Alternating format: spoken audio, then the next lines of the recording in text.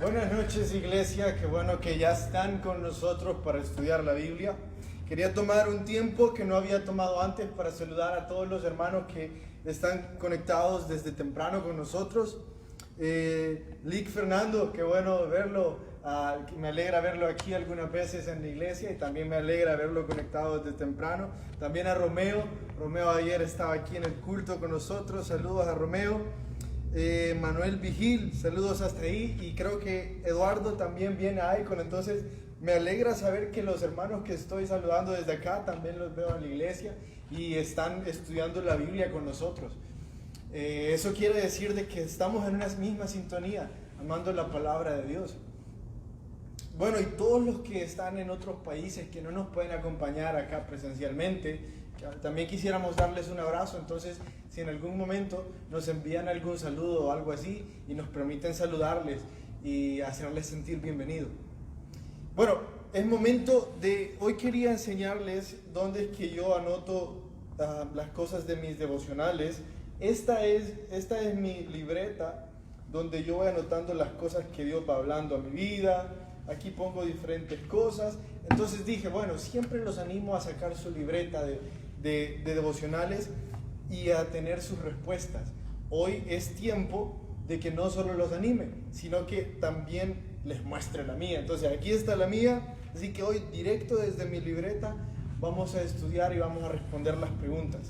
Cualquier duda o cosa siempre la pueden hacer ahí. Nicole me va a avisar si hay alguien que tiene una duda, alguna pregunta o algún saludo especial y la resolvemos juntos. Bueno, empecemos. Señor, gracias por permitirnos estudiar tu palabra, porque Señor, hay algunos hermanos que en otros países no tienen la bendición de hacer. Te pedimos, mi Dios, de que nosotros nunca vayamos a tomar esa bendición, Señor, y vayamos a olvidarnos de lo que tú estás haciendo en nuestras vidas y a través de la Biblia. En tu nombre oramos. Amén. Amén. Bueno, empecemos. La pregunta 1 dice así: ¿en qué momento Satanás tentó al Señor? ¿Y qué nos enseña eso a nosotros? ¿En qué momento tentó Satanás al Señor y qué nos enseña eso a nosotros? Bueno, la Biblia dice lo siguiente. Es que estaba a punto de ofrecerles las dos teorías, pero primero tengo que leer la Biblia. En el capítulo 4, en el verso 1, dice: Jesús, lleno del Espíritu Santo, volvió del Jordán, o sea, después de ser bautizado, y fue llevado por el Espíritu al desierto, literalmente afuera de una ciudad donde no había nada. ¿Por qué le iba a llevar a un lugar donde no había nada? Vean por qué. Porque durante 40 días iba a ser tentado por el diablo y no comió nada en aquellos días pasados los días tuvo hambre. Entonces, ¿por qué le llevó al desierto? Porque ahí Jesús iba a ayunar, o sea, no iba a comer nada y al parecer tampoco bebió nada. La Biblia dice en algunos pasajes de que después de los 40 días del ayuno de Jesús, Satanás le tentó. Pero Lucas nos dice que también durante ese periodo de ayuno, Satanás estuvo tentándole. O sea, le tentó durante y después. Ahora, ¿cuál es la respuesta correcta? ¿Cuándo sucedió eso de que Satanás llega y le ofrece y le tienta de tres formas? Bueno, la primera teoría literalmente dice de que esas tres tentaciones o ese diálogo que sucede entre Jesús y Satanás sucedió en tres diferentes momentos de los 40 días y que al final sucedió la última tentación. Yo tengo un problema con eso. Tengo un problema porque el ayuno no es para hablar con Satanás. El ayuno es para hablar con Dios, es para pasar tiempo con Él. La abstinencia de satisfacer nuestra carne es porque estamos diciendo: Dios, solo tú me satisfaces, solo en ti encuentro satisfacción y tú me vas a llenar. No se escucha mucho. Gracias a los que nos están ayudando a monitorear. Voy a acercarme un poco más el micrófono. Lo que pasa es que tenemos un pequeño nudo. Entonces, pero si no se escucha, ahorita lo cambiamos. ¿Ahora se escucha mejor? Me imagino que ya se escucha mucho mejor. Y sí, me estaban diciendo por todos lados acá. Bueno, me voy a poner los dos para que no haya problema. Bueno, sigamos. Entonces, el ayuno es hacer eso. Es decirle a Dios, Dios, tú me vas a llenar más que cualquier otra cosa en la vida. Y por eso te prefiero a ti más que a cualquier otra cosa. Y en eso buscamos pasar tiempo con Dios. Entonces, no es posible que durante los 40 días Satanás haya pasado con Jesús, porque ese tiempo no era para Jesús pasar con Satanás. Era para Jesús pasar tiempo con su Padre Celestial. Y entonces, ¿por qué dice que fue tentado? La palabra en griego que está usando ahí es muy diferente a la que usa después. La palabra en griego que ocupa ahí es padeció. ¿Y qué es lo que padeció? Hambre. Entonces, ¿y qué es lo que nos está queriendo decir Lucas? Durante los 40 días, Jesús, como todo humano, sintió hambre y sintió sed. Y agrega en el mismo verso, al final, y pasados los cuales tuvo hambre. O sea, tuvo más hambre de lo que sufrió durante los 40 días. Pasado el ayuno, después de los 40 días difíciles de pasar pensando el hambre y la sed, ¿quién sabe si durmió? Yo pienso que sí, ¿quién sabe? Pasado ese tiempo, vino Satanás para golpear más fuerte, para venir con la tentación aún mayor. Ahora, esta narración es muy importante. Este capítulo es muy importante para los estudiantes de la Biblia porque nos está dando una gran luz, Lucas, sobre quién está escribiendo. Mateo, yo les dije que presentaba a Jesús como el Mesías. Marcos lo presentaba como el siervo de la humanidad. Juan le presentaba como el Hijo de Dios. Y aquí Lucas nos está diciendo, Jesús fue hombre porque sintió hambre, sintió sed, fue tentado. Pero momento, Jesús fue el hombre perfecto. Los estudiantes de la Biblia van a ver esto y se van a maravillar de la forma en la que Lucas nos presenta a Jesús. Los que solo leen la Biblia como leen el periódico, dijeron, sí es cierto, eso es. Pero paren ahí. También podemos regresar un poco más allá en la Biblia y ver otros personajes que fueron tentados y la supremacía de Cristo sobre ellos. ¿A quiénes me refiero? Empecemos con Adán. Les va a costar escuchar lo que voy a decir, pero Adán fue creado perfecto. No fue el hombre perfecto, fue creado perfecto. Fue creado sin pecado. Fue creado sin ninguna dolencia corporal, sin ninguna enfermedad. Fue creado perfecto. Pero ¿saben algo? El primer hombre creado,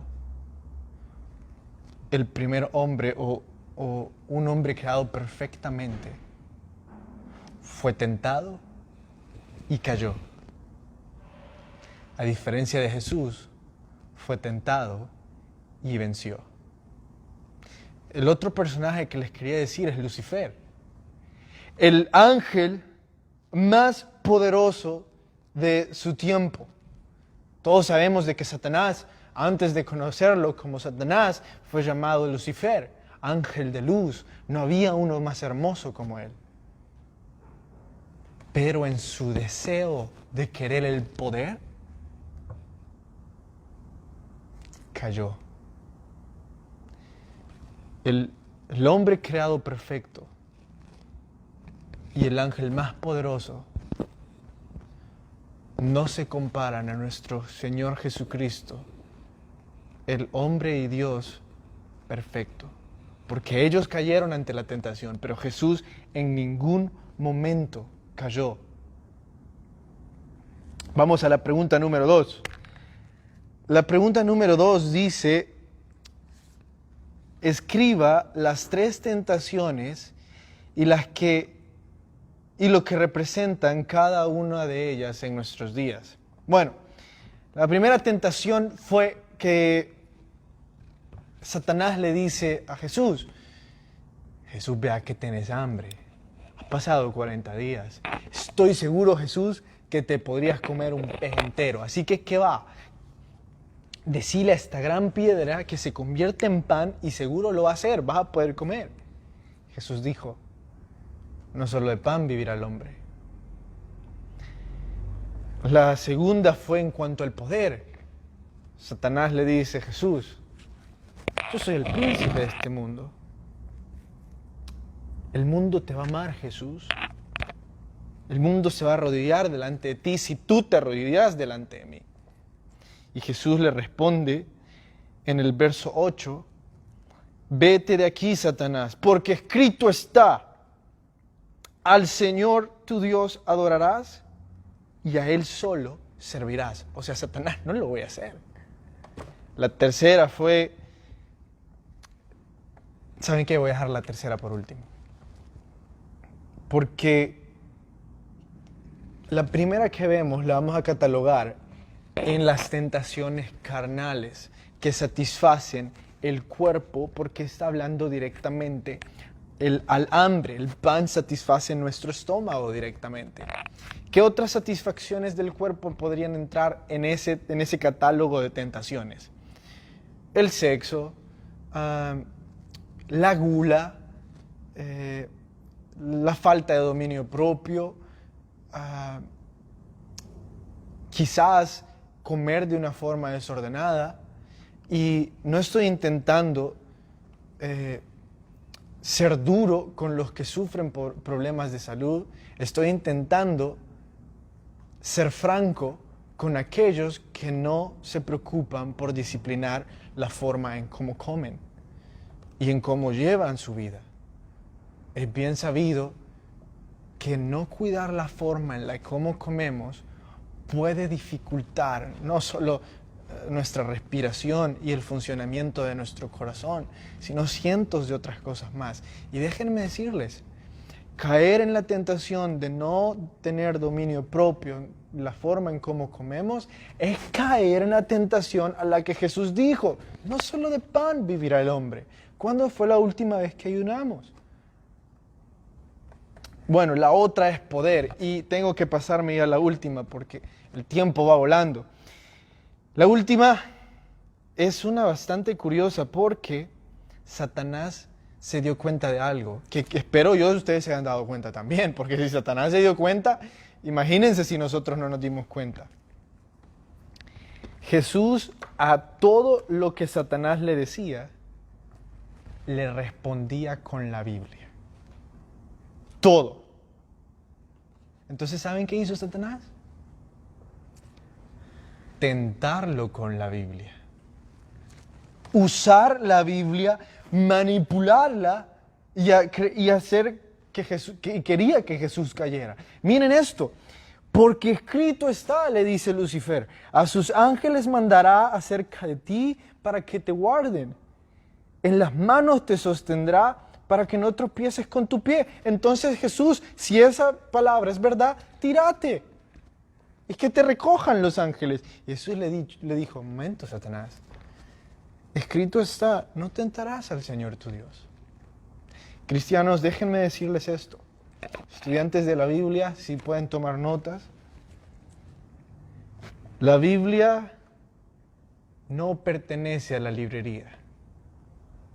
La Biblia pertenece a la armería. La Biblia la debemos de tener en la armería, no en la librería. O como dice mejor, la Biblia se tiene en la armería, no en la librería. ¿A qué te referís? Es que en la armería uno guarda todos aquellos objetos que ocupa para la batalla. Entonces no solo serían objetos, serían armas. Y la armería no es una especie de bodega.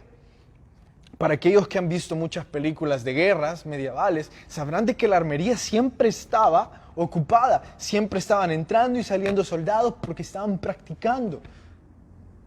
Mientras que en la librería nosotros depositamos un libro y no volvemos a saber de él jamás. La Biblia no es para tenerla guardada, es para practicarla. Porque si nosotros no sabemos aplicarla a nuestra vida, no sabemos usarla en nuestra vida, el enemigo sí lo va a hacer. El enemigo sí la practica, sí la ocupa, así como Lucifer lo hizo con Jesús. Y si la llega a ocupar mejor que nosotros, pronto caeremos ante la tentación. Muy pronto.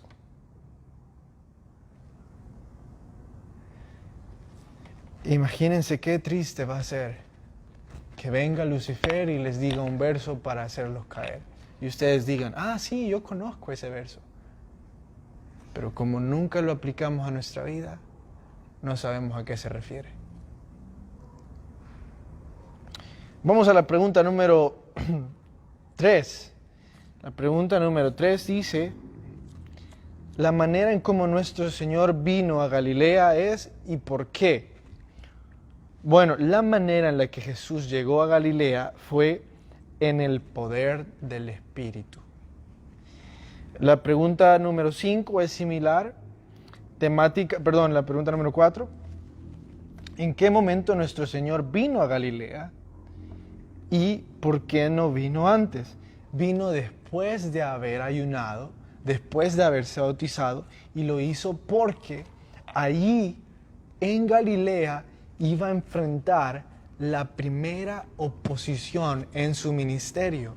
Si bien es cierto, el título en negritas dice Jesús principia su ministerio en el verso 14, también al iniciar su ministerio enfrenta la primera oposición, o quizás no la primera, pero sí enfrenta oposición. ¿Y saben qué es lo hermoso? Vean en el verso 29, y levantándose, 28, desde el 28, al oír estas cosas, todos en la sinagoga se llenaron de ira, y levantándose, le echaron fuera de la ciudad, y le llevaron hasta la cumbre del monte sobre el cual estaba edificada la ciudad de ellos, para despeñarle. Mas él pasó por en medio de ellos y se fue. ¿Por qué estoy haciendo tanto énfasis en esto? Escúchenme. Es duro enfrentar el rechazo en el ministerio.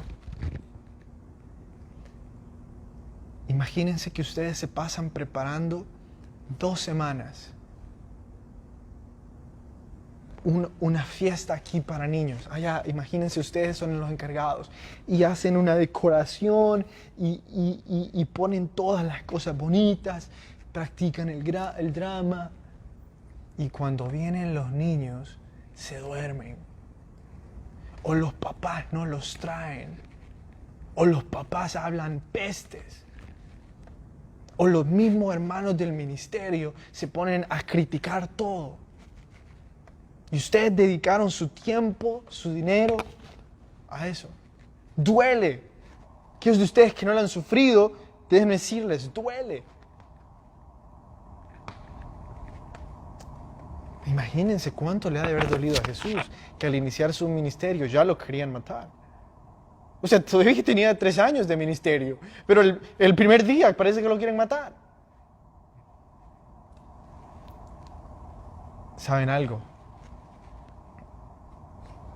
Jesús ya había vencido el dolor del rechazo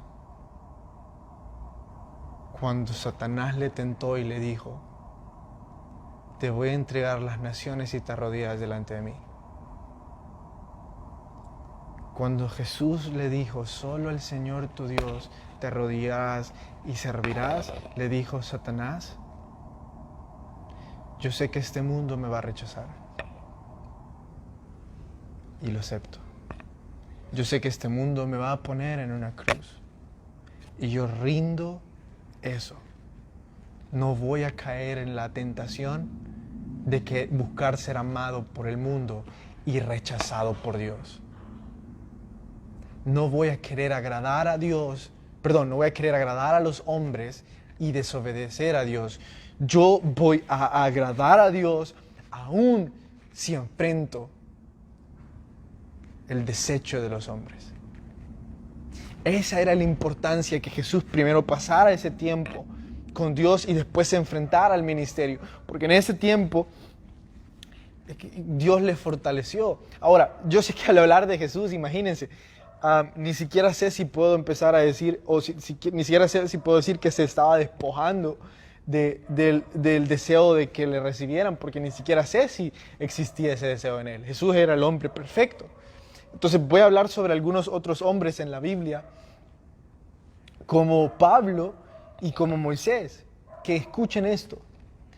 Antes de ellos empezar su ministerio, Dios les llamó a pasar un tiempo en preparación, porque a lo que se iban a enfrentar iba a ser duro.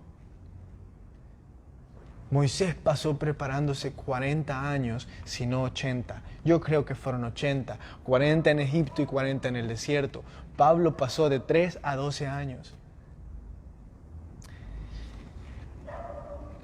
Si esos grandes pasaron tiempo en preparación para enfrentar la dureza del evangelio y del ministerio, si Jesús mismo, siendo el hombre perfecto, pasó 40 días en preparación, ¿quiénes somos nosotros mortales para no pasar en preparación antes de tomar decisiones difíciles en nuestra vida o decisiones de nuestro ministerio? ¿Quiénes somos nosotros mortales para no decirle a Dios, estoy preparando esto en el ministerio, déjame tomarme esta mañana, déjame tomarme este mes? Parece bastante risible. Vayamos a la pregunta número 6. La pregunta número 6 dice, nombre las 2 parejas de hermanos que el Señor llamó a ser pescadores de hombres. Bueno, las 2 parejas de hermanos las encontramos en el verso, vayan hasta el verso, quiero ver, vayan hasta el verso 38, ahí vamos a encontrar a uno. Entonces Jesús se levantó y salió de la sinagoga y entró en la casa de Simón. La suegra de Simón tenía una gran fiebre. Entonces, uno de los pescadores sabemos que es Simón. Y en el capítulo 5 está la pesca milagrosa en la que encontramos a Pedro, o sea, a Simón, y a Juan. Y también, a Andrés y a Pedro, y también encontramos a Juan y a Jacobo. Esa es la pareja de hermanos. Juan y Jacobo, Pedro y Andrés. Bueno, vayamos hacia las preguntas de Sígueme. Así que, si también tienen las respuestas de Sígueme, enhorabuena que estén con nosotros. Y solo tomé una de Sígueme, porque es con lo que yo más me sentí identificado y lo que me hizo un poco reflexionar más. La pregunta 2 dice, perdonen hermanos, que los chuchos me están distrayendo un poco. Es la pregunta 5. ¿Para qué fuimos creados? Fuimos creados no simplemente, David Platt dice, no simplemente fueron creados para vivir y existir y ya. Jesús, a través de todo el libro de Sígueme, ha estado hablando a nuestras vidas sobre el propósito de nuestra creación, por el cual fuimos creados. Y ese es ser pescadores de hombres. Todas las mañanas que ustedes y yo nos levantemos, y pensemos, ¿cuál es mi propósito en la vida? ¿Por qué Dios me creó? ¿Por qué Dios me hizo pequeño, alto, bajo? ¿Por qué Dios me dio estos talentos, estos dones? ¿Por qué Dios me bendijo de esta forma? Lo hizo para que fuéramos pescadores de hombres. Espero estemos cumpliendo ese propósito. Fue una bendición tenerlos con nosotros, hermanos. Nos vemos mañana a la misma hora, siempre aquí en la página de Facebook en vivo.